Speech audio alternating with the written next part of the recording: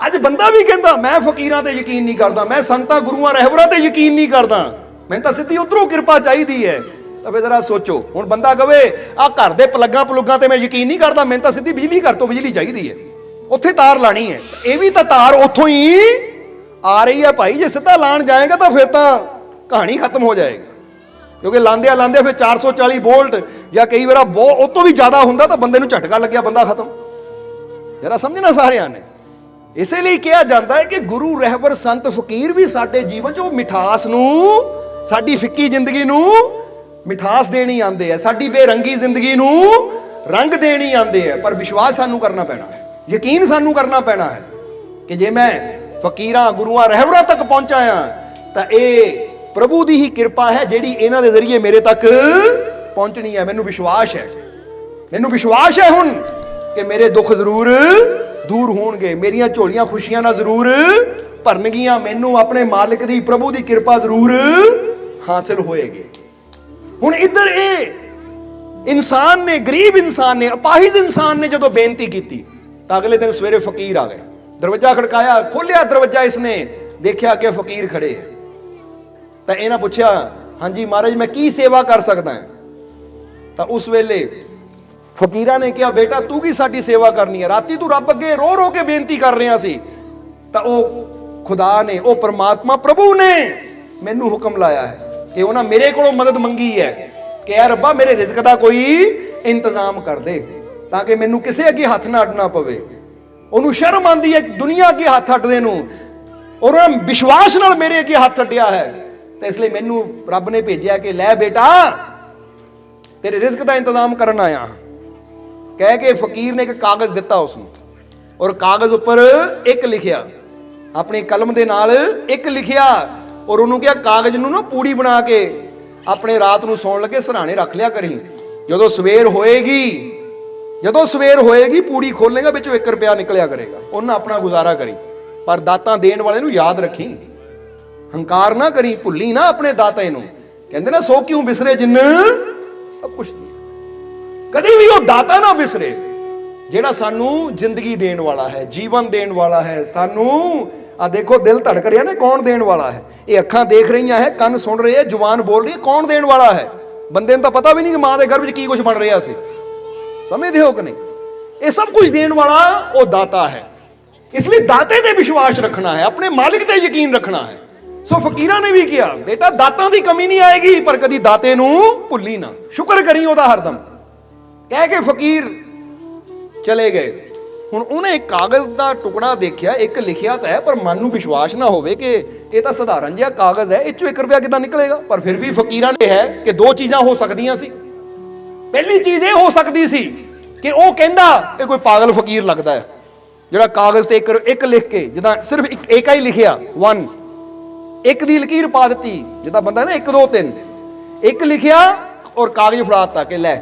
ਹੁਣ ਪਹਿਲੀ ਗੱਲ ਕੀ ਹੋ ਸਕਦੀ ਸੀ ਕਿ ਲੈ ਕੋਈ ਪਾਗਲ ਫਕੀਰ ਲੱਗਦਾ ਹੈ, ਕਾਗਜ਼ ਤੇ ਇੱਕ ਲਿਖ ਕੇ ਮੈਨੂੰ ਦੇ ਗਿਆ, ਕਹਿੰਦਾ ਲੈ ਇਹਨੂੰ ਰੱਖ, ਇਹ ਚੋਂ 1 ਰੁਪਿਆ ਮਿਲਿਆ ਕਰੇਗਾ। ਦੱਸ ਕਦੀ ਇਦਾਂ ਵੀ ਮਿਲਦੇ ਆ, ਕਦੀ ਕਾਗਜ਼ਾਂ 'ਚੋਂ ਵੀ ਰੁਪਏ ਨਿਕਲਦੇ ਆ। ਇਹ ਕੋਈ ਪਾਗਲ ਲੱਗਦਾ ਔਰ ਉਹ ਚਾਹੁੰਦਾ ਤਾਂ ਕਾਗਜ਼ ਨੂੰ ਤੋੜ ਮਰੋੜ ਕੇ ਪਾੜ ਪੂੜ ਕੇ ਸਿੱਟ ਦਿੰਦਾ। ਅਗਰ ਸਿੱਟ ਦਿੰਦਾ ਤਾਂ ਇਹਦਾ ਮਤਲਬ ਇਹਨੂੰ ਫਕੀਰਾਂ ਦੇ ਵਚਨਾਂ ਤੇ ਵਿਸ਼ਵਾਸ ਨਹੀਂ ਹੈ, ਫਕੀਰਾਂ ਦੇ ਵਚਨਾਂ ਤੇ ਯਕੀਨ ਨਹੀਂ ਹੈ।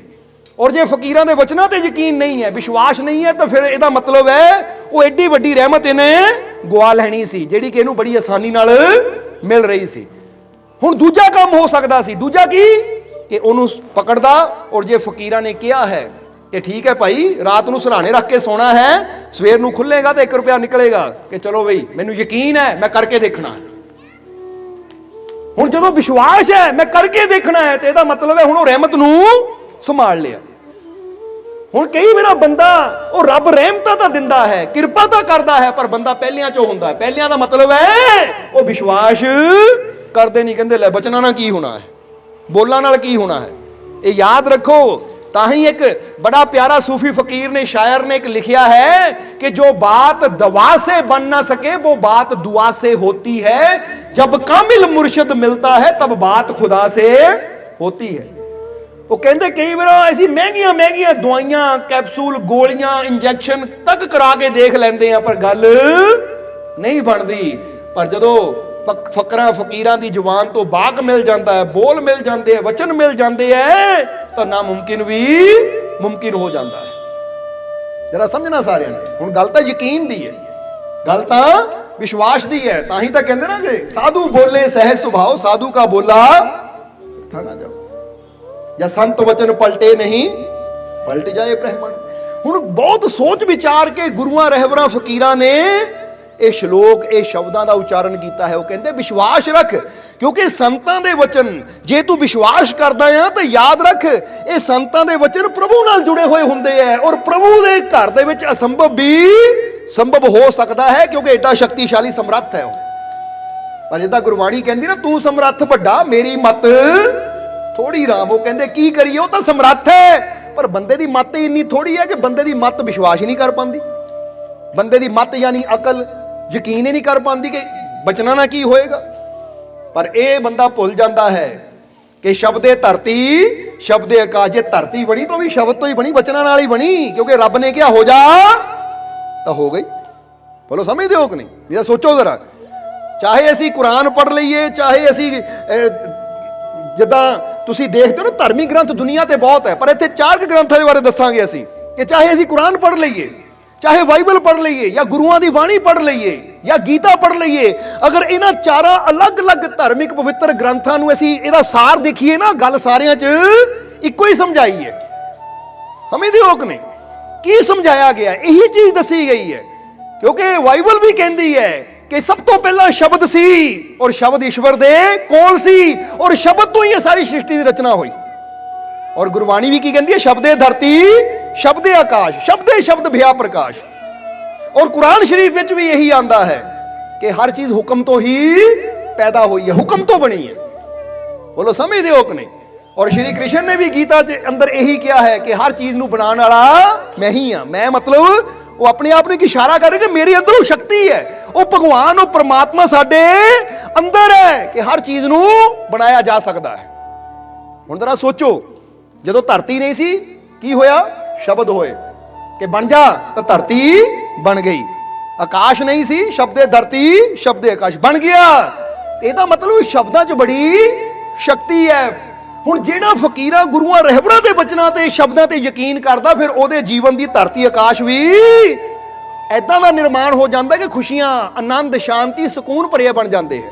ਕਿਉਂਕਿ ਕਹਿੰਦੇ ਕਿ ਆਪਣੇ ਜੀਵਨ ਦੀ ਜ਼ਮੀਨ ਨੂੰ, ਆਪਣੇ ਜੀਵਨ ਦੇ ਆਕਾਸ਼ ਨੂੰ ਅਗਰ ਖੁਸ਼ੀਆਂ ਭਰਿਆ ਬਣਾਉਣਾ ਹੈ ਤਾਂ ਫਿਰ ਸੰਤਾਂ ਗੁਰੂਆਂ ਰਹਿਬਰਾਂ ਦੇ ਵਚਨਾਂ ਤੇ ਯਕੀਨ ਕਰਨਾ ਹੀ ਪੈਣਾ ਸਾਨੂੰ। ਸਮਝਦੇ ਹੋ ਕਿ ਨਹੀਂ? ਕਿਉਂਕਿ ਇਹ ਸ਼ਬਦ ਉਧਰੋਂ ਹੀ ਆਉਂਦੇ ਆ ਸਿੱਧੇ।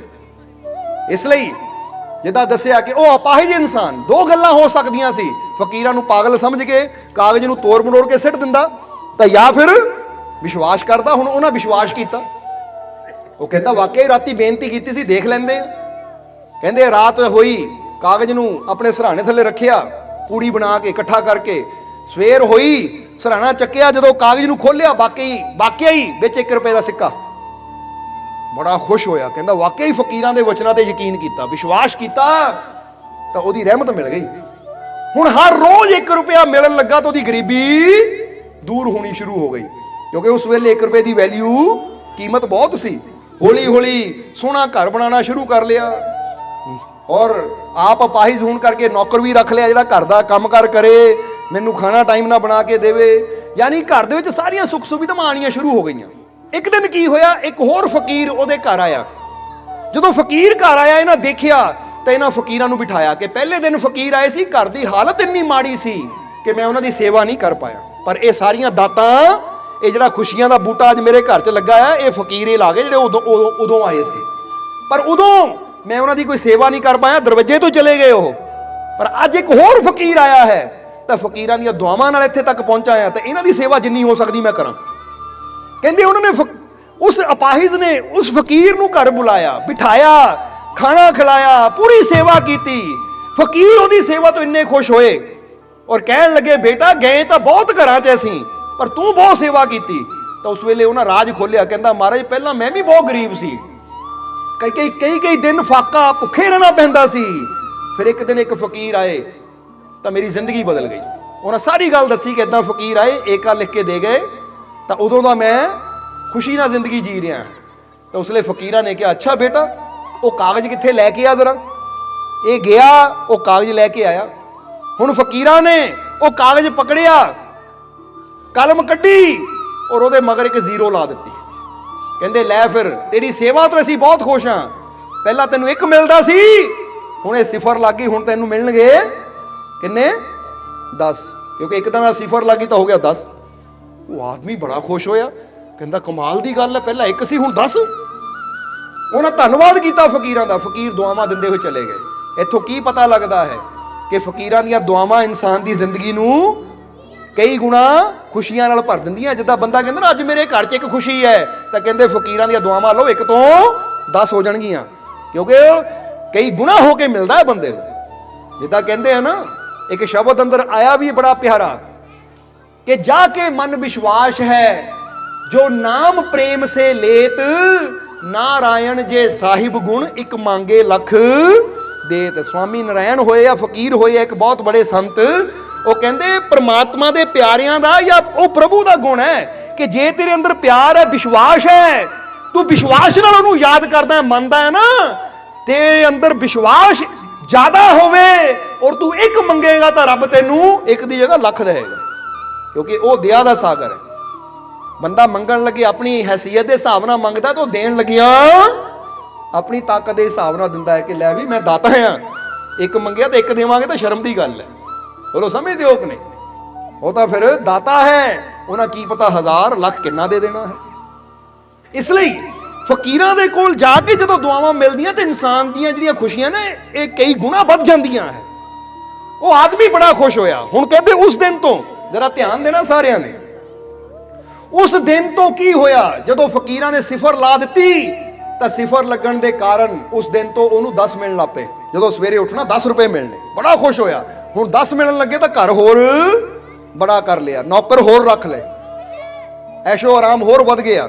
ਇਦਾਂ ਹੀ ਕੁਝ ਸਾਲ ਗੁਜ਼ਰੇ ਤਾਂ ਇੱਕ ਦਿਨ ਇੱਕ ਤੀਸਰਾ ਫਕੀਰ ਆਇਆ। ਹੁਣ ਤੀਸਰਾ ਫਕੀਰ ਆਇਆ ਤੇ ਇਹਦੇ ਮਨ ਚ ਆਇਆ ਕਿ ਭਾਈ ਪਹਿਲਾ ਆਇਆ ਸੀ 1 ਦੇ ਗਿਆ, ਦੂਜਾ ਆਇਆ 10 ਦੇ ਗਿਆ, ਬੜੀ ਕਿਰਪਾ ਕਰ ਗਿਆ, ਹੁਣ ਤੀਜਾ ਆਇਆ ਇਹਦੀ ਵੀ ਸੇਵਾ ਕਰ ਲਵਾਂ, ਕੀ ਪਤਾ ਇਹ ਵੀ 1 ਹੋਰ ਜ਼ੀਰੋ ਲਾ ਦੇਵੇ ਤਾਂ 100 ਮਿਲ ਜਾਵੇ, ਕਿਉਂਕਿ ਹਮੇਸ਼ਾ ਫਕੀਰਾਂ ਕੋਲੋਂ ਗੁਣਾ ਜੀ ਮਿਲਦਾ ਹੈ। ਸਮਝਦੇ ਹੋ ਕਿ ਨਹੀਂ?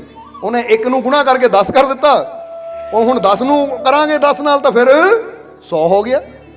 ਹੁਣ ਕਹਿੰਦੇ ਐ ਇਹਨੇ ਉਹ ਤੀਸਰੇ ਫਕੀਰ ਦੀ ਵੀ ਬੜੀ ਸੇਵਾ ਕੀਤੀ, ਬੜੀ ਸੇਵਾ ਕੀਤੀ, ਬਹੁਤ ਸੇਵਾ ਕੀਤੀ। ਜਦੋਂ ਸੇਵਾ ਇੰਨੀ ਕੀਤੀ ਕਿ ਫਕੀਰ ਖੁਸ਼ ਹੋ ਗਏ, ਤਾਂ ਫਕੀਰਾਂ ਨੇ ਜਦੋਂ ਖੁਸ਼ ਹੋਏ ਤਾਂ ਪੁੱਛਿਆ 10 ਬੇਟਾ ਤੈਨੂੰ ਕੀ ਚਾਹੀਦਾ? ਇਹ ਬਹੁਤ ਖੁਸ਼ ਆ ਤੇਰੀ ਸੇਵਾ ਤੋਂ।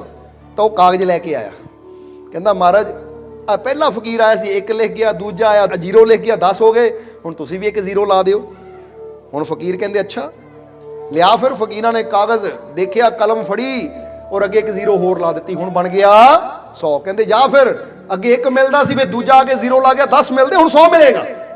ਬੜਾ ਖੁਸ਼ ਹੋਇਆ ਔਰ ਬੜਾ ਖੁਸ਼, ਕਹਿੰਦੇ ਫਕੀਰਾਂ ਨੂੰ ਖੁਸ਼ੀ ਖੁਸ਼ੀ ਤੋਰਿਆ। ਹੁਣ ਰਾਤ ਨੂੰ ਜਦੋਂ ਪਰਚੀ ਰੱਖੀ, ਸਵੇਰੇ ਉੱਠਿਆ ਤਾਂ ਵਾਕਈ 100। ਹੁਣ ਤਾਂ ਕਮਾਲ ਹੋ ਗਈ, 100 ਹੈ, ਹੁਣ ਤਾਂ ਕਮੀ ਕੋਈ ਨਹੀਂ ਰਹਿ ਗਈ। ਹੁਣ ਤਾਂ ਉਹ ਨਗਰ ਦਾ ਸਭ ਤੋਂ ਧਨੀ ਬੰਦਾ ਬਣ ਗਿਆ। ਹਰ ਰੋਜ਼ 100 ਰੁਪਇਆ ਬੈਠੇ ਬਿਠਾਏ ਨੂੰ ਮਿਲ ਰਿਹਾ ਉਸ ਸਮੇਂ 'ਚ, ਉਸ ਜ਼ਮਾਨੇ 'ਚ। ਇੰਨਾ ਧਨੀ ਕਿ ਲੋਕ ਵੀ ਹੈਰਾਨ ਆ, ਕਰਦਾ ਕੁਛ ਨਹੀਂ, ਪੈਸਾ ਆ ਹੀ ਜਾਂਦਾ ਹੈ। ਕਮਾਲ ਦੀ ਗੱਲ ਹੈ, ਪਤਾ ਨਹੀਂ ਇਹਦੇ ਹੱਥ ਕਿਹੜਾ ਖਜ਼ਾਨਾ ਆ ਗਿਆ। ਹੁਣ ਇਹ ਖਜ਼ਾਨੇ ਰੱਬ ਦੀਆਂ ਰਹਿਮਤਾਂ ਦੇ ਆ ਜੋ ਫਕੀਰਾਂ ਦੇ ਜ਼ਰੀਏ ਮਿਲਦੇ ਹੈ। ਔਰ ਤਾਂ ਹੀ ਤਾਂ ਕਹਿੰਦੇ ਨਾ ਜੇ ਵੱਡ ਆਪ ਤੇ ਵੱਡ ਤੇਰੀ, ਜਾਂ ਦੂਜੇ ਲਫ਼ਜ਼ਾਂ 'ਚ ਕਿਹਾ ਦਿੰਦਾ ਦੇ ਲੈਂਦੇ ਥੱਕ ਪਾਹੀ ਜੁਗਾ ਜੁਗੰਤਰ। ਜਦੋਂ ਉਹ ਰੱਬ, ਉਹ ਮਾਲਿਕ, ਉਹ ਪਰਮਾਤਮਾ ਦੇਣ ਤੇ ਆ ਜਾਵੇ ਤਾਂ ਬੰਦਾ ਲੈਂਦਾ ਲੈਂਦਾ ਥੱਕ ਜਾਂਦਾ ਹੈ। ਜਦ ਕਹਿੰਦੇ ਬੰਦੇ ਤੋਂ ਸੰਭਾਲਿਆ ਨਹੀਂ ਜਾਂਦਾ, ਕਿਉਂਕਿ ਕਿਹਾ ਜਾਂਦਾ ਕਿ ਜਦੋਂ ਉਹ ਰੱਬ ਆਪਣੇ ਬੇਅੰਤ ਹੱਥਾਂ ਨਾਲ ਦਿੰਦਾ ਤਾਂ ਬੰਦਾ 2 ਹੱਥਾਂ ਨਾਲ ਕਿੰਨਾ ਕੁ ਸੰਭਾਲੇਗਾ। ਜਿੱਦਾਂ 10 ਬੰਦੇ ਖੜੇ ਹੋਣ ਚੀਜ਼ਾਂ ਫੜਾਉਣ, ਬੰਦੇ ਨੇ ਕਹਿਣਾ ਭਾਈ ਮੇਰੇ 2 ਹੀ ਹੱਥ ਹੈ, ਆਰਾਮ ਨਾਲ ਫੜਾਓ। ਤੁਸੀਂ ਤਾਂ 10 ਬੰਦੇ ਹੋ 20 ਹੱਥਾਂ ਵਾਲੇ, ਯਾਨੀ ਤੁਹਾਡੇ 10 ਨੂੰ ਮਿਲਾ ਕੇ 20 ਬਣ ਗਏ, ਤੁਸੀਂ 20 ਹੱਥਾਂ ਨਾਲ ਫੜਾਓਗੇ ਤਾਂ ਮੈਂ 2 ਨਾਲ ਕਿੰਨਾ ਕੁ ਸੰਭਾਲੂ। ਹੁਣ 20 ਹੱਥਾਂ ਨੂੰ ਨਹੀਂ ਬੰਦਾ ਸੰਭਾਲ ਸਕਦਾ ਤਾਂ ਬੇਅੰਤ ਹੱਥਾਂ ਨੂੰ ਬੰਦਾ ਕਿੱਦਾਂ ਸੰਭਾਲੇਗਾ ਜਦੋਂ ਦਾਤਾ ਦੇਣ ਤੇ ਆ ਜਾਵੇ। ਸਮਝਣਾ ਜ਼ਰਾ ਸਾਰਿਆਂ ਨੇ। ਔਰ ਇਹਨੂੰ ਉਲਟਾ ਵੀ ਕਰ ਲਈਏ, ਵੈਸੇ ਕਹਿਣ ਨੂੰ ਆ ਜਾਂਦਾ ਹੈ, ਨਹੀਂ ਤਾਂ ਉਹ ਲੈਂਦਾ ਨਹੀਂ ਹੈ, ਪਰ ਕਹਿੰਦੇ ਜੇ ਤੂੰ ਗਲਤੀਆਂ ਕਰੇਗਾ ਉਹ ਲੈਣ ਤੇ ਆ ਜਾਵੇ ਤਾਂ ਤੂੰ ਆਪਣੇ 2 ਹੱਥਾਂ ਨਾਲ ਕਿੰਨਾ ਕੁ ਬਚਾਏਗਾ। ਸਮਝਦੇ ਹੋ ਕਿ ਨਹੀਂ? ਇਸ ਲਈ ਕਹਿੰਦੇ ਐ ਕਿ ਗਲਤੀ ਨਾ ਕਰ, ਆਪਣੇ ਰੱਬ ਤੇ ਯਕੀਨ ਰੱਖ ਤਾਂ ਕਿ ਉਹਦੀ ਤਰਫੋਂ ਦਾਤਾਂ ਮਿਲਦੀਆਂ ਚਲੀਆਂ ਜਾਣ, ਖੁਸ਼ੀਆਂ ਮਿਲਦੀਆਂ ਚਲੀਆਂ ਜਾਣ। ਹੁਣ ਲੋਕ ਹੈਰਾਨ ਹੁੰਦੇ ਸੀ ਇਹ ਪਾਹਿਜ਼ ਕੋਲ ਸਭ ਕੁਝ ਆ ਕਿੱਥੋਂ ਰਿਹਾ ਹੈ, ਕਿ ਕਿਹੜਾ ਖਜ਼ਾਨਾ ਦੇ ਹੱਥ ਆ ਗਿਆ। ਕਈ ਪੁੱਛਦੇ ਵੀ ਸੀ ਤਾਂ ਉਹਨੇ ਇਹੀ ਕਹਿਣਾ ਬਸ ਭਾਈ ਰਹਿਮਤ ਦਾ ਖਜ਼ਾਨਾ। ਪਰ ਫਿਰ ਕਿਹਾ ਜਾਂਦਾ ਜਦੋਂ ਪੈਸਾ ਜ਼ਿਆਦਾ ਆਉਂਦਾ ਤਾਂ ਬੰਦੇ ਅੰਦਰ ਹੰਕਾਰ ਵੀ ਆਣਾ ਸ਼ੁਰੂ ਹੋ ਜਾਂਦਾ ਹੈ, ਮਾਣ ਵੀ ਆਣਾ ਸ਼ੁਰੂ ਹੋ ਜਾਂਦਾ ਹੈ। ਹੁਣ ਹਵੇਲੀ ਬੜੀ ਹੋ ਗਈ, ਘਰ ਬੜਾ ਹੋ ਗਿਆ, ਪੈਸਾ ਬੜਾ ਹੋ ਗਿਆ, ਪਰ ਦਿਲ ਜਿਹੜਾ ਸੀ ਉਹ ਛੋਟਾ ਹੋ ਗਿਆ। ਜਰਾ ਗੌਰ ਕਰਨਾ, ਇਹ ਹੁੰਦਾ ਹਮੇਸ਼ਾ ਜਦੋਂ ਦਿਲ ਥੋੜਾ ਹੁੰਦਾ ਨਾ ਬੰਦੇ ਦਾ। ਜਿੱਦਾਂ ਸਮਝ ਲਓ ਬੰਦੇ ਜੇ 10 ਰੁਪਏ ਬੰਦਾ ਕਹਿੰਦਾ ਰੱਬਾ ਕਾਸ਼ ਮੇਰੇ ਕੋਲ ਲੱਖਾਂ ਹੁੰਦੇ ਤਾਂ ਤੇਰੇ ਨਾਂ ਤੇ ਹਜ਼ਾਰਾਂ ਹੀ ਖਰਚਦਾ, ਮੈਨੂੰ ਦੇ ਜ਼ਿਆਦਾ ਤਾਂ ਕਿ ਮੈਂ ਤੇਰੇ ਨਾਂ ਤੇ ਖਰਚ। ਪਰ ਜਦੋਂ ਲੱਖਾਂ ਆਉਂਦੇ ਫਿਰ ਬੰਦੇ ਦਾ ਦਿਲ ਇੰਨਾ ਕੁ ਹੋ ਜਾਂਦਾ, ਕਹਿੰਦਾ ਹੁਣ ਦਊਂਗਾ ਤਾਂ ਘਟ ਨਾ ਜਾਵੇ ਕਿਤੇ। ਤਾਂ ਰੱਬ ਕਹਿੰਦਾ ਕਮਾਲ ਦੀ ਗੱਲ ਹੈ, ਪਹਿਲਾਂ ਕਹਿੰਦਾ ਸੀ ਰੱਬਾ ਜ਼ਿਆਦਾ ਦੇ ਤਾਂ ਕਿ ਮੈਂ ਬਹੁਤਾ ਦਾਨ ਕਰਾਂ, ਪੁੰਨ ਕਰਾਂ, ਨੇਕੀ ਕਰਾਂ, ਹੁਣ ਜ਼ਿਆਦਾ ਦਿੱਤਾ ਤਾਂ ਹੁਣ ਡਰਦਾ ਤਾਂ ਲੈ ਫਿਰ ਉਹ ਵਾਪਸ ਫਿਰ ਉੱਥੇ ਹੀ ਲਿਆਂਦਾ ਬੰਦੇ ਨੂੰ। ਇਸ ਲਈ ਕਿਹਾ ਜਾਂਦਾ ਹੈ ਕਿ ਦਾਤਾ ਦੇਣ ਵਾਲਾ ਦਾਤਾ ਹੈ। ਇਹ ਨਾ ਸੋਚੋ ਕਿ ਘਟ ਜਾਏਗਾ, ਜੇ ਮੈਨੂੰ ਆਪਣੇ ਰੱਬ ਤੇ ਵਿਸ਼ਵਾਸ ਹੈ ਤਾਂ ਘਾਟਾ ਨਹੀਂ ਉਹ ਪੈਣ ਦਿੰਦਾ, ਘਟਣ ਨਹੀਂ ਦਿੰਦਾ, ਬਲਕਿ ਅੱਗੇ ਹੀ ਲੈ ਕੇ ਜਾਂਦਾ ਹੈ।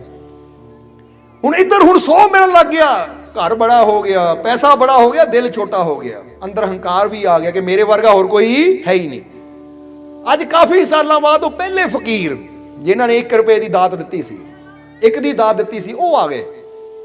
ਜਦੋਂ ਆਏ ਉਹਦੇ ਘਰ ਦੇ ਮੋਹਰੇ ਕਿ ਚਲੋ ਮਿਲ ਚਲੀਏ ਇਹਨੂੰ, ਘਰ ਦੇ ਬਾਹਰ ਨੌਕਰ ਖੜੇ ਸੀ। ਫਕੀਰ ਨੇ ਕਿਹਾ ਜਰਾ ਆਪਣੇ ਮਾਲਿਕ ਨੂੰ ਬੁਲਾਈ, ਉਹਨੂੰ ਕਿਹਾ ਫਕੀਰ ਆਏ ਹੈ। ਉਹ ਜਿਹੜੇ ਪਹਿਲੇ ਫਕੀਰ ਸੀ, ਪਹਿਲੀ ਵਾਰ ਮਿਲੇ ਸੀ ਉਹਨੂੰ ਜਦੋਂ ਕੱਖਾਂ ਦੀ ਕੁੱਲੀ ਹੁੰਦੀ ਸੀ। ਹੁਣ ਜਦੋਂ ਨੌਕਰ ਨੇ ਜਾ ਕੇ ਦੱਸਿਆ ਕਿ ਮਹਾਰਾਜ ਬਾਹਰ ਇੱਕ ਫਕੀਰ ਆਏ, ਕਹਿੰਦੇ ਤੁਹਾਡੇ ਨਾ ਹਾਲਾਤ ਉਦੋਂ ਬੜੇ ਮਾੜੇ ਹੁੰਦੇ ਸੀ, ਕੱਖਾਂ ਦੀ ਕੁੱਲੀ ਹੁੰਦੀ ਸੀ, ਉਦੋਂ ਅਸੀਂ ਆਏ ਸੀ। ਤਾਂ ਮੈਨੂੰ ਬੜੀ ਤਕਲੀਫ ਹੋਈ, ਕੱਖਾਂ ਦੀ ਕੁੱਲੀ ਕਹਿਣ ਵਾਲਾ ਮੇਰੇ ਨੌਕਰਾਂ ਸਾਹਮਣੇ ਮੇਰੀ ਬੇਇੱਜ਼ਤੀ ਕਰੀ ਜਾਂਦਾ ਕਿ ਕਦੀ ਮੇਰੇ ਇਦਾਂ ਦੇ ਦਿਨ ਸੀ। ਕਦੀ ਗੌਰ ਕਰਨਾ, ਜੇ ਕਦੀ ਬੰਦੇ ਨੇ ਨਾ ਕੋਈ ਇਦਾਂ ਖਾਦਾ ਹੋਵੇ ਸੜਕ ਤੇ ਬਹਿ ਕੇ ਜਾਂ ਕਿਤੇ ਇਦਾਂ, ਤਾਂ ਹੁਣ ਉਹ ਅਮੀਰ ਹੋ ਗਿਆ, ਕੋਈ ਦੱਸੇ ਨਾ ਤੂੰ ਵੇਲਾ ਇਦਾਂ ਖਾ, ਅੱਛਾ ਮੇਰੀ ਬੇਇੱਜ਼ਤੀ ਨਾ ਕਰ, ਹੁਣ ਇਹ ਨਾ ਗੱਲਾਂ ਕਰ, ਇਹ ਤਾਂ ਬੇਇੱਜ਼ਤੀ ਮੇਰੀ ਹੁੰਦੀ ਹੈ। ਹੁਣ ਨਾ ਦੱਸ ਮੈਨੂੰ ਕਿ ਮੈਂ ਪਹਿਲਾਂ ਕਿੱਦਾਂ ਦੇ ਸੀ, ਫਟੇ ਪੁਰਾਣੇ ਕੱਪੜੇ ਪਾਉਂਦਾ ਹੁੰਦਾ ਸੀ, ਇਹ ਉਹ ਬੰਦਾ ਲੁਕਾਉਣ ਦੀ ਕੋਸ਼ਿਸ਼ ਕਰਦਾ। ਬਲਕਿ ਉੱਥੇ ਬੰਦੇ ਨੂੰ ਕਹਿਣਾ ਚਾਹੀਦਾ ਹਾਂ ਪਹਿਲਾਂ ਮੇਰੇ ਦਿਨ ਨੋ ਸੀ, ਸ਼ੁਕਰ ਹੈ ਮੇਰੇ ਮਾਲਿਕ ਦਾ ਜਿਹੜੇ ਦਾਤੇ ਨੇ ਮੈਨੂੰ ਇੰਨੀਆਂ ਦਾਤਾਂ ਦਿੱਤੀਆਂ ਕਿ ਮੈਨੂੰ ਕੱਖਾਂ ਤੋਂ ਅੱਜ ਲੱਖਾਂ ਤੇ ਲਿਆਂਦਾ, ਇਹ ਮੇਰੀ ਨਹੀਂ ਉਹਦੀ ਵਡਿਆਈ ਹੈ। ਅਗਰ ਇਹ ਸ਼ੁਕਰਾਨਾ ਬੰਦਾ ਕਰਦਾ ਹੈ ਤਾਂ ਇਹਦਾ ਮਤਲਬ ਇਹ ਦਾਤਾਂ ਦੇ ਕਾਬਿਲ ਹੈ। ਤਾਂ ਜਦੋਂ ਬੰਦਾ ਨਾ ਸ਼ੁਕਰਾ ਹੋ ਜਾਂਦਾ ਹੈ, ਤਾਂ ਹੀ ਕਹਿੰਦੇ ਆਪਣੇ ਗਰੀਬੀ ਦੇ ਦਿਨਾਂ ਨੂੰ ਯਾਦ ਰੱਖੋ ਤਾਂ ਕਿ ਤੁਸੀਂ ਸ਼ੁਕਰ ਕਰ ਸਕੋ ਕਿ ਰੱਬਾ ਇਹ ਮੇਰੇ ਮਾਲਿਕ ਕੱਲ ਮੈਂ ਕਿੱਥੇ ਸੀ, ਅੱਜ ਤੂੰ ਮੈਨੂੰ ਕਿੱਥੇ ਬਿਠਾਇਆ, ਸ਼ੁਕਰ ਹੈ ਤੇਰਾ। ਉਹ ਸਾਡੇ ਅੰਦਰ ਨਿਮਰਤਾ ਲਿਆਣਗੇ, ਸਾਡੇ ਅੰਦਰ ਸ਼ੁਕਰਾਨੇ ਦੀ ਭਾਵਨਾ ਲੈ ਕੇ ਆਣਗੇ ਅਗਰ ਉਹ ਦਿਨਾਂ ਨੂੰ ਯਾਦ ਰੱਖਾਂਗੇ। ਪਰ ਕਈ ਹੁੰਦੇ ਉਹ ਦਿਨਾਂ ਨੂੰ ਯਾਦ ਕਰ ਕਰਕੇ ਦੁਖੀ ਹੁੰਦੇ ਰਹਿੰਦੇ। ਦੁਖੀ ਨਹੀਂ ਹੋਣਾ ਬਲਕਿ ਸ਼ੁਕਰ ਕਰਨਾ ਹੈ। ਬੋਲੋ ਸਮਝਦੇ ਹੋ ਕਿ ਨਹੀਂ? ਜਿੱਦਾਂ ਕਈ ਹੁੰਦੇ ਨਾ ਉਹ ਰੋਟੀ ਖਾਣ ਲੱਗਦੇ ਐ, ਅਚਾਨਕ ਰੋਣ ਲੱਗ ਜਾਂਦੇ। ਕੋਈ ਪੁੱਛੇ ਹਾਂ ਬੀਬੀ ਆਪਾਂ ਰੋਂਦਾ ਕਿਉਂ ਹੈ? ਉਹ ਨਹੀਂ ਉਹ ਦਿਨ ਯਾਦ ਆ ਗਏ ਜਦੋਂ ਨਾ 4-4 ਦਿਨ ਭੁੱਖੇ ਰਹਿਣੇ ਪੈਂਦੇ ਸੀ, ਉਹ ਦਿਨ ਯਾਦ ਆ ਗਏ ਬੇਟਾ, ਉਹ ਦੁੱਖ ਯਾਦ ਆ ਗਏ। ਬਾਪੂ ਉਦੋਂ ਭੁੱਖਾ ਰਹਿੰਦਾ ਸੀ, ਹੁਣ ਰੋਟੀ ਸਾਹਮਣੇ, ਹੁਣ ਤਾਂ ਆਨੰਦ ਲੈ ਲਾ। ਉਦੋਂ ਤਾਂ ਦੁਖੀ ਸੀ, ਅੱਜ ਉਹਨਾਂ ਸੋਚਾਂ ਨੂੰ ਯਾਦ ਕਰਕੇ ਅੱਜ ਕਿਉਂ ਦੁਖੀ ਹੋਣਾ?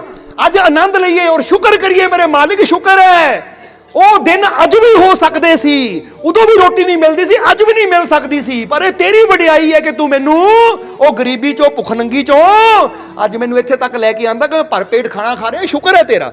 ਯਾਨੀ ਉਹ ਚੀਜ਼ਾਂ ਨੂੰ ਯਾਦ ਕਰਕੇ ਦੁਖੀ ਨਹੀਂ ਹੋਣਾ ਬਲਕਿ ਆਪਣੇ ਮਾਲਿਕ ਦਾ ਸ਼ੁਕਰਾਨਾ ਕਰਨਾ ਹੈ, ਧੰਨਵਾਦ ਕਰਨਾ ਹੈ। ਸਮਝ ਆ ਰਹੀ ਕਿ ਨਹੀਂ? ਹੁਣ ਇੱਧਰ ਜਦੋਂ ਫਕੀਰਾਂ ਨੇ ਸੁਨੇਹਾ ਭੇਜਿਆ, ਨੌਕਰ ਗਿਆ ਤਾਂ ਇਹਨੂੰ ਬੜੀ ਬੇਇੱਜ਼ਤੀ ਮਹਿਸੂਸ ਹੋਈ ਕਿ ਨੌਕਰਾਂ ਮੋਰੇ ਮੈਨੂੰ ਕਹਿਤਾ ਭੁੱਖਾ ਸੀ, ਉਦੋਂ ਇਹਨੂੰ ਰੋਟੀ ਨਹੀਂ ਮਿਲਦੀ ਹੁੰਦੀ ਸੀ ਜਾਂ ਐਦਾਂ ਸੀ, ਗਰੀਬੀ ਦੇ ਦਿਨ ਸੀ, ਉਦੋਂ ਆਏ ਸੀ ਇਹਦੇ ਕੋਲ। ਤਾਂ ਇਹਨਾਂ ਗਿਆ ਜਾ ਕੇ ਕਹਿ ਦੇ ਫਕੀਰ ਨੂੰ ਕਿ ਮਾਲਕ ਕੋ ਸਮਾਂ ਹੈ ਨਹੀਂ ਮਿਲਣ ਦਾ, ਕਿਉਂਕਿ ਇਹਨੂੰ ਮਿਲਣਾ।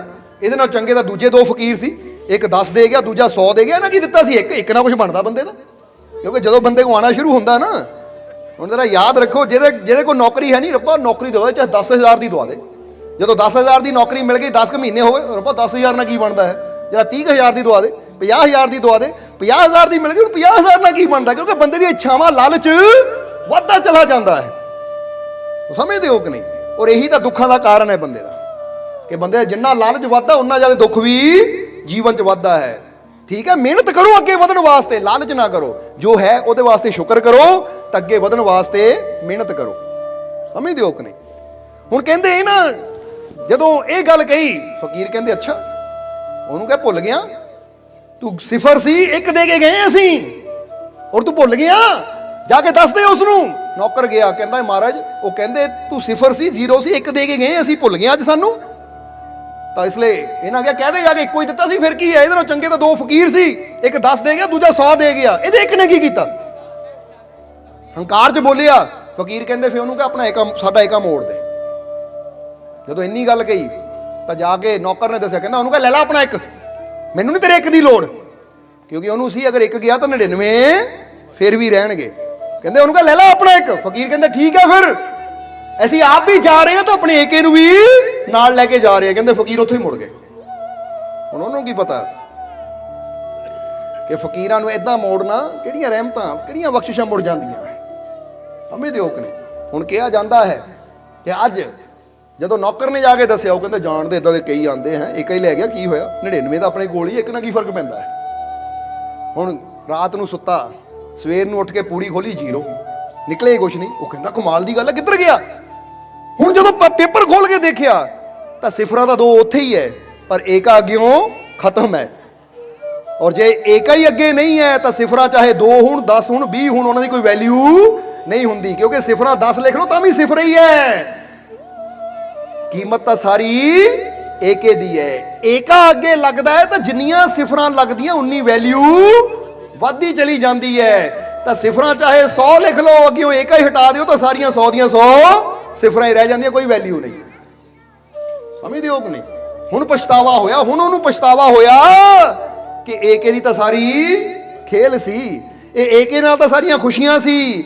ਅੱਜ ਸਿਫਰਾਂ ਦੇ ਮਗਰ ਲੱਗ ਗਿਆ, ਏਕੇ ਨੂੰ ਭੁੱਲ ਗਿਆ, ਹੁਣ ਏਕਾ ਚਲਾ ਗਿਆ, ਹੁਣ ਸਾਰੀ ਜ਼ਿੰਦਗੀ ਰੋਣਾ ਹੀ ਹੈ। ਹੁਣ ਜੋ ਗਲਤੀ ਉਸ ਅਪਾਹਿਜ ਨੇ ਕੀਤੀ, ਉਹ ਗਲਤੀ ਕਿਤੇ ਨਾ ਕਿਤੇ ਹਰ ਇਨਸਾਨ ਕਰ ਰਿਹਾ, ਤਾਂ ਹੀ ਉਹਦੇ ਜੀਵਨ 'ਚ ਦੁੱਖ ਹੈ। ਕਿਉਂਕਿ ਅੱਜ ਬੰਦਾ ਵੀ ਸਿਫਰਾਂ ਹੀ ਇਕੱਠੀਆਂ ਕਰੀ ਜਾਂਦਾ ਹੈ।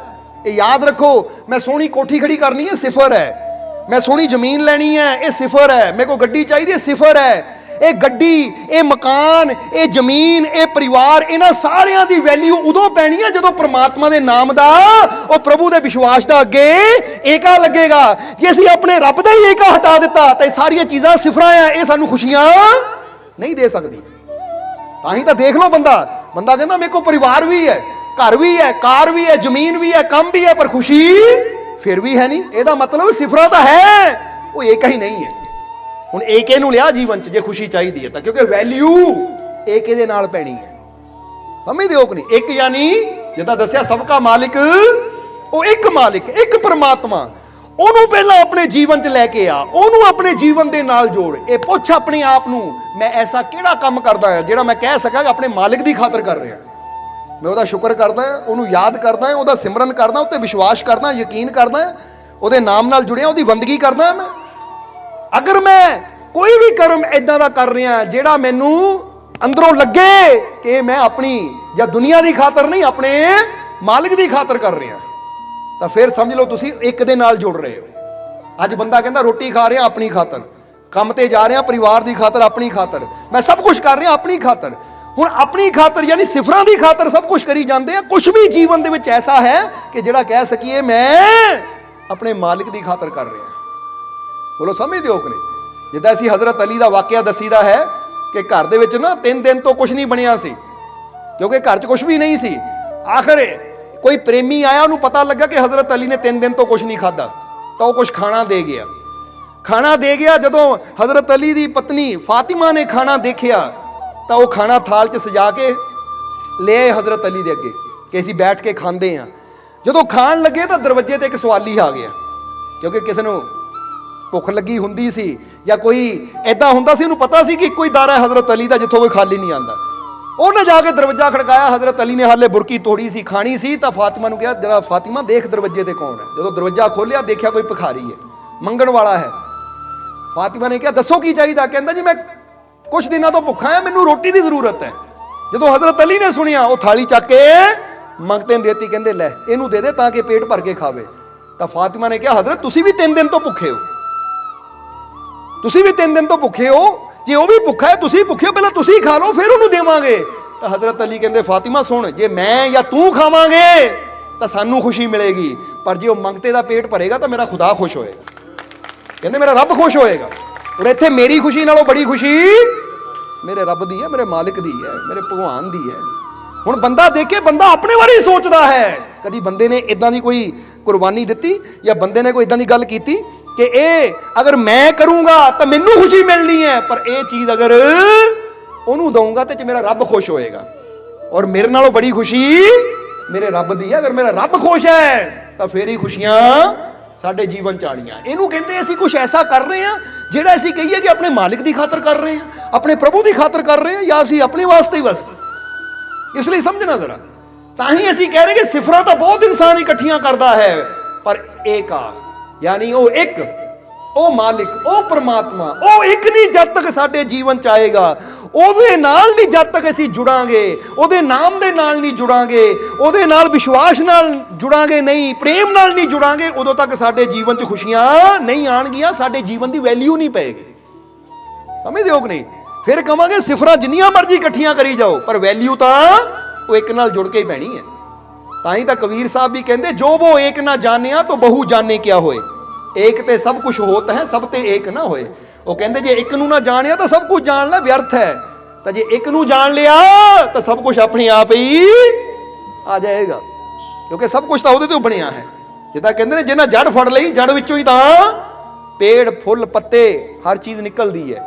ਇਸ ਲਈ ਜੜ ਹੈ ਉਹ ਇੱਕ, ਉਹ ਮਾਲਿਕ, ਉਹ ਪਰਮਾਤਮਾ। ਇਸ ਲਈ ਆਓ ਹੁਣ ਸਮਾਂ ਕਾਫੀ ਹੋ ਗਿਆ ਹੈ, ਔਰ ਆਖਰਲੇ ਵਚਨਾਂ 'ਚ ਇਹੀ ਕਵਾਂਗੇ ਕਿ ਜੇ ਆਪਣੇ ਜੀਵਨ ਦੀ ਵੈਲਿਊ ਨੂੰ ਵਧਾਉਣਾ ਹੈ ਤਾਂ ਫਿਰ ਕਿਤੇ ਉਹੀ ਗਲਤੀ ਨਾ ਕਰਿਓ ਜੋ ਉਸ ਇਨਸਾਨ ਨੇ ਕੀਤੀ ਕਿ ਲੈ ਜਾ ਇੱਕ ਨਾਲ ਕੀ ਹੋਣਾ ਹੈ। ਅੱਜ ਬੰਦਾ ਕਹਿੰਦਾ ਲੈ ਇੱਕ ਰੱਬ ਨੇ ਕੀ ਹੋਣਾ, ਮੈਂ ਨਹੀਂ ਰੱਬ ਨੂੰ ਮੰਨਦਾ, ਮੈਂ ਨਹੀਂ ਰੱਬ ਨੂੰ ਯਾਦ ਕਰਦਾ, ਮੈਂ ਨਹੀਂ ਰੱਬ ਤੇ ਵਿਸ਼ਵਾਸ ਕਰਦਾ। ਇਹ ਯਾਦ ਰੱਖੋ, ਜਿਹੜੇ ਇਦਾਂ ਦੀਆਂ ਗੱਲਾਂ ਕਰਦੇ ਆ ਨਾ, ਉਹ ਆਪਣੇ ਜੀਵਨ 'ਚੋਂ ਇੱਕ ਨੂੰ ਮਿਟਾ ਰਹੇ ਆ, ਤੇ ਇੱਕ ਮਿਟ ਗਿਆ ਤਾਂ ਤੁਹਾਡੇ ਜੀਵਨ ਦੀ ਵੈਲਿਊ ਵੀ ਜ਼ੀਰੋ ਹੋ ਜਾਣੀ ਹੈ, ਤੁਹਾਡੇ ਜੀਵਨ ਦੀ ਵੈਲਿਊ ਵੀ ਖਤਮ ਹੋ ਜਾਣੀ ਹੈ। ਇਸ ਲਈ ਜਿੰਨਾ ਜ਼ਿਆਦਾ ਉਸ ਇੱਕ ਤੇ ਵਿਸ਼ਵਾਸ ਕਰਾਂਗੇ, ਆਪਣੇ ਮਾਲਿਕ ਨਾਲ ਜੁੜਾਂਗੇ ਪੂਰੇ ਵਿਸ਼ਵਾਸ ਨਾਲ, ਉਨਾ ਹੀ ਸਾਡੇ ਜੀਵਨ 'ਚ ਖੁਸ਼ੀਆਂ ਵਧਣੀਆਂ ਸ਼ੁਰੂ ਹੋ ਜਾਣਗੀਆਂ, ਕਿਉਂਕਿ ਸਾਡੇ ਜੀਵਨ ਦੀ ਵੈਲਿਊ ਵਧੇਗੀ। ਸਮਝਦੇ ਹੋ ਕਿ ਨਹੀਂ? ਹੁਣ ਫਰਜ਼ ਕਰੋ ਇੱਕ ਮਾਲਿਕ ਨੂੰ ਅੱਗੇ ਰੱਖਿਆ ਹੈ, ਹੁਣ ਸਾਨੂੰ ਪਰਿਵਾਰ ਮਿਲ ਗਿਆ, ਇੱਕ ਸਿਫਰ ਲੱਗ ਗਈ। ਫਿਰ ਸਾਨੂੰ ਕਿਤੇ ਅੱਛੀ ਨੌਕਰੀ ਮਿਲ ਗਈ, ਦੂਜੀ ਸਿਫਰ ਲੱਗ ਗਈ। ਫਿਰ ਸਾਨੂੰ ਅੱਛੀ ਗੱਡੀ ਮਿਲ ਗਈ, ਤਨਖਾਹ ਲੈ ਲਈ, ਅੱਛੀ ਗੱਡੀ ਲੈ ਲਈ, ਤੀਜੀ ਸਿਫਰ ਲੱਗ ਗਈ। ਯਾਨੀ ਫਿਰ ਇਹ ਸਾਧਨ ਜਿਹੜੇ ਸਿਫਰਾਂ ਲੱਗਦੀਆਂ ਜਾਣਗੀਆਂ ਤਾਂ ਵੈਲਿਊ ਵੱਧਦੀ ਜਾਏਗੀ। ਪਰ ਜੇ ਹੁਣ ਏਕੇ ਨੂੰ ਹਟਾ ਦਿੱਤਾ ਜਾਵੇ ਤਾਂ ਸਾਰੀਆਂ ਚੀਜ਼ਾਂ ਉਹ ਨਹੀਂ ਕਰ ਸਕਦੀਆਂ ਜੋ ਇੱਕ ਨੇ ਕਰਨਾ ਹੈ। ਸਮਝ ਆ ਰਹੀ ਕਿ ਨਹੀਂ? ਨਹੀਂ ਤਾਂ ਜ਼ਰਾ ਸੋਚੋ, ਇੱਕ ਗੱਲ ਦਾ ਜਵਾਬ ਦੇਣਾ ਸੋਚ ਕੇ ਦਊਂਗੇ। ਹੁਣ ਫਰਜ਼ ਕਰੋ ਇੱਕ ਬੰਦੇ ਨੂੰ ਕੈਂਸਰ ਦੀ ਬਿਮਾਰੀ ਹੈ, ਇੱਕ ਬੰਦੇ ਨੂੰ ਕੈਂਸਰ ਦੀ ਬਿਮਾਰੀ, ਉਹ 1 ਕਰੋੜ ਦੀ ਗੱਡੀ ਖਰੀਦ ਲੈਂਦਾ ਹੈ। ਕੀ ਖਰੀਦ ਲੈਂਦਾ ਹੈ? 1 ਕਰੋੜ ਦੀ ਗੱਡੀ, ਔਰ ਗੱਡੀ 'ਚ ਬਹਿ ਜਾਂਦਾ ਹੈ ਕਿ ਗੱਡੀ 'ਚ ਬੈਠਣ ਨਾਲ ਕੈਂਸਰ ਠੀਕ ਹੋ ਜਾਏਗਾ। ਜਵਾਬ ਦੇਣਾ ਤੁਸੀਂ।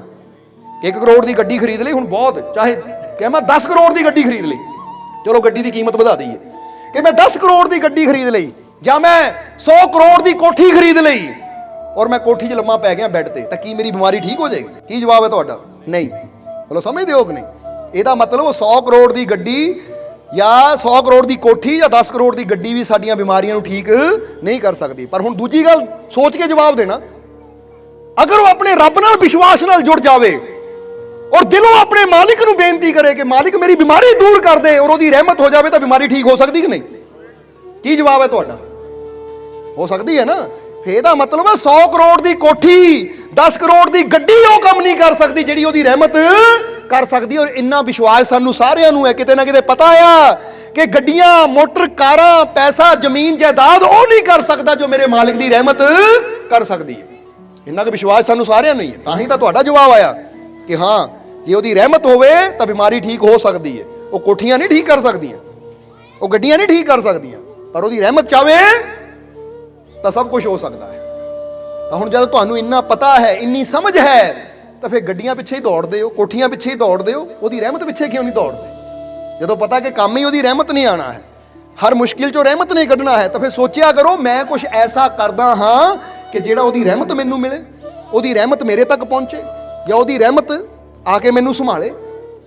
ਔਰ ਉਹਦੇ ਵਾਸਤੇ ਸਾਨੂੰ ਜਰਾ ਗੌਰ ਕਰਨਾ, ਫਕੀਰਾਂ, ਗੁਰੂਆਂ, ਰਹਿਬਰਾਂ ਨਾਲ ਜੁੜਨਾ ਹੀ ਪਏਗਾ, ਸੇਵਾ ਸਿਮਰਨ ਕਰਨਾ ਹੀ ਪਏਗਾ, ਦਾਨ ਪੁੰਨ ਕਰਨਾ ਹੀ ਪਏਗਾ। ਜਿੱਦਾਂ ਅੱਜ ਸਤਸੰਗ 'ਚ ਬੈਠੇ, ਤਾਂ ਜਾ ਕੇ ਸਤਸੰਗ 'ਚ ਬੈਠਣਾ ਹੀ ਪਏਗਾ, ਕਿਉਂਕਿ ਇਹੀ ਤਾਂ ਚੀਜ਼ਾਂ ਹੁੰਦੀਆਂ ਜਿਹੜੀਆਂ ਸਾਨੂੰ ਉਹਦੀ ਰਹਿਮਤ ਨਾਲ ਜੋੜਦੀਆਂ। ਜਿੱਦਾਂ ਦੱਸਿਆ ਕਿ ਤਾਰ ਦੇ ਜ਼ਰੀਏ ਕਰੰਟ ਪਹੁੰਚਦਾ ਹੈ, ਇਦਾਂ ਹੀ ਸਾਨੂੰ ਵੀ ਸਤਸੰਗ, ਸੇਵਾ, ਸਿਮਰਨ, ਦਾਨ ਪੁੰਨ, ਨੇਕੀਆਂ ਦੇ ਜ਼ਰੀਏ ਹੀ ਉਹਦੀਆਂ ਰਹਿਮਤਾਂ ਸਾਡੇ ਤੱਕ ਪਹੁੰਚਣੀਆਂ ਹੈ। ਜੇ ਆਪਾਂ ਉਹਦੇ ਨਾਲ ਲਿੰਕ ਹੀ ਨਾ ਜੋੜਾਂਗੇ, ਉਹ ਤਾਰਾ ਹੀ ਨਾ ਜੋੜਾਂਗੇ, ਤਾਂ ਫਿਰ ਸਾਡੇ ਜੀਵਨ 'ਚ ਉਹਦੀਆਂ ਰਹਿਮਤਾਂ ਕਿੱਦਾਂ ਪਹੁੰਚਣਗੀਆਂ? ਇਸ ਲਈ ਟਾਈਮ ਕੱਢ ਕੇ ਸਤਸੰਗ 'ਚ ਆਉਂਦੇ ਰਹੋ, ਸੇਵਾ ਸਿਮਰਨ ਕਰਦੇ ਰਹੋ, ਨੇਕੀਆਂ ਕਰਦੇ ਰਹੋ, ਆਪਣੇ ਮਾਲਿਕ ਦੀ ਬੰਦਗੀ ਕਰਦੇ ਰਹੋ। ਔਰ ਜਿੱਦਾਂ ਦੱਸਿਆ, ਇੱਕ ਤੇ ਵਿਸ਼ਵਾਸ ਰੱਖੋ, ਇੱਕ ਮਾਲਿਕ ਤੇ ਯਕੀਨ ਰੱਖੋ। ਔਰ ਜਿੱਦਾਂ ਦੱਸਿਆ, ਤੂੰ ਮੇਰਾ ਰਾਖਾ, ਬਸ ਇਹ ਵਿਸ਼ਵਾਸ ਰੱਖਣਾ ਹੈ ਕਿ ਮੇਰੀ ਰੱਖਿਆ ਕਰਨ ਵਾਲਾ ਮੇਰਾ ਮਾਲਿਕ ਹਰ ਜਗ੍ਹਾ ਮੇਰੇ नाल है। तो जे वो मैनू बचाने वाला है तो मैनू डरन की कोई जरूरत नहीं है। कोई तुहानू कह देवे ना वो फलाना काले इलम वाला तेते काला इलम कर रहा, उन्होंने काला पीला लाल चिट्टा जो हुंदा करी जा भाई, ਉਹਦੀ रहमत बहुत बड़ी है। काला की पीला करे लाल करे चिट्टा नीला करे सारे रंगां दे करी जावे, मैनू कोई डर नहीं है, मैनू कोई फिक्र नहीं है, क्योंकि जिहड़ी ਉਹਦੀ रहमत है ना वो काले पीलियां तो बहुत उपर है। समझदे हो कि नहीं? इस करके मैं की चिंता करनी, मैं की डरना। इसलिए सारियां टेंशनां सारियां चिंतावां छड्ड के अज तो अपने आप नाल वचन करो कि मैं अपने मालिक ते विश्वास करना है, अपने मालिक ते भरोसा रखना है, क्योंकि जिद्दां दस्सिया कि ਉਹਦੀਆਂ ਰਹਿਮਤਾਂ ਨੂੰ हासिल करन दा ਇੱਕੋ ਹੀ तरीका है, बस उत्ते विश्वास करो कि हर जगह मेरे नाल है। बोलो समझदे हो कि नहीं?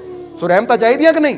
फिर कह दिओ कि मैनू अपने मालिक ते पूरा, मैनू अपने मालिक ते पूरा, मैनू अपने मालिक ते पूरा, मेरियां झोलियां रहमतां नाल, मेरियां झोलियां रहमतां नाल, मेरियां झोलियां रहमतां नाल, मेरियां झोलियां खुशियां नाल, मेरियां झोलियां खुशियां नाल, मेरियां झोलियां खुशियां नाल, मेरे सारे दुख दूर, मेरे सारे दुख दूर, मेरे सारे दुख दूर, मेरा मालिक मेरे, मेरा मालिक मेरे, मेरा मालिक मेरे।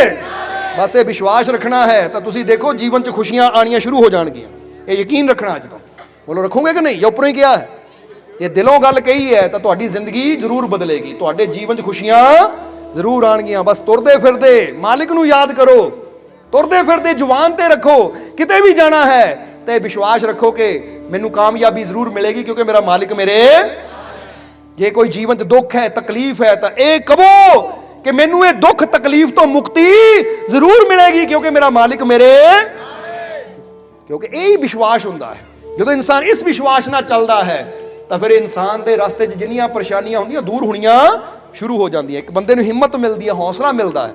इसलिए अज तो अपने आप नूं कल्ले नहीं समझना, ये याद रखना है कि जिसने मैनू पैदा किया मेरा पिता, मेरा मालिक हर कदम ते मेरे। मैं क्यों डरां जब मेरी रक्षा करने वाला वो मेरे नाल। बच्चे कदी चिंता करते जे माँ बाप नाल होण? बच्चे कहते कादी चिंता, माँ बाप बैठे आपे करनगे। इसी तरह तुसी भी बच्चे बन जाओ। बच्चे का मतलब है विश्वास नूं लैके अपने मालिक ते इन्ना यकीन करो कि मैनू भी हुण कोई चिंता नहीं, क्योंकि मेरी चिंता करने वाला मेरा मालिक मेरे नाल है। और जेदी चिंता वो करे उसदियां सारियां फिक्रां ही खत्म हो जांदियां हैं। इसलिए अज तो अपने मालिक ते विश्वास रखना है, यकीन रखना है। तुहाडीआं तकलीफां दुख भी जरूर दूर होणगे, तुहाडीआं झोलियां खुशियां नाल भी जरूर भरनगियां। आने वाला समा तुहाडे वास्ते कामयाबी सफलता खुशियां भरिया भी जरूर आएगा। बस अपने मालिक ते विश्वास रखो और वो नेकियां वो कर्म अच्छे करते रहो, ताकि तुहाडी तार मालिक नाल जुड़ी रवे और ਉਹਦੀਆਂ ਰਹਿਮਤਾਂ ਤੁਹਾਡੇ तक पहुँचदियां रहन। ये हर रोज़ चेक करना है कि हर रोज़ मैं कुछ ना कुछ ऐसा जरूर करना ताकि मेरी तार मेरे मालिक नाल जुड़ी रवे और ਉਹਦੀ रहमत मेरे तक पहुँचती रवे। सो नेकी करो, अच्छाई करो, नेक मार्ग ते चलो, अपने मालिक ते विश्वास रखो, नाम नाल जुड़ो, शब्द नाल जुड़ो। वो एक नूं अगे रखोगे तो एक तुहानूं हमेशा अगे रखेगा, कमी नहीं कोई जिंदगी च आण देगा वो मालिक। इसलिए अपने मालिक ते विश्वास रखना है। आने वाला समा तुहाडे सब दे वास्ते खुशियां भरिया, कामयाबी भरिया, सफलता भरिया होवे। दिन दुगनी रात चौगनी तुहानूं मालिक तरक्की देवे, तुहाडीआं सब दीआं तकलीफां दुखां दर्दां नूं मालिक दूर करन और तुहाडीआं सब दीआं झोलियां नूं रहमतां नाल बरकतां नाल खुशियां नाल भरपूर करन, तुहानूं सब नूं सुख समृद्धि देन और आने वाला समा तुहाडे वास्ते कामयाबी सफलता भरिया होवे। यही साडी उस मालिक दे चरनां च अरदास बेनती है। और हुण अंत विच तुहाडे सब दे अंदर वसदे उस मालिक नूं असीं प्रणाम करदे हां। साडा प्रणाम स्वीकार करो। जय मालिकां दी। जयकारा मेरे सोने सच्चे सतगुरु महाराज जी दा। सब्सक्राइब कीजिए सर्व संध्या दरबार कांटिया शरीफ चैनल को और बेल आइकन दबाइए मालिक जी के लेटेस्ट सत्संग की वीडियो को सबसे पहले देखने के लिए।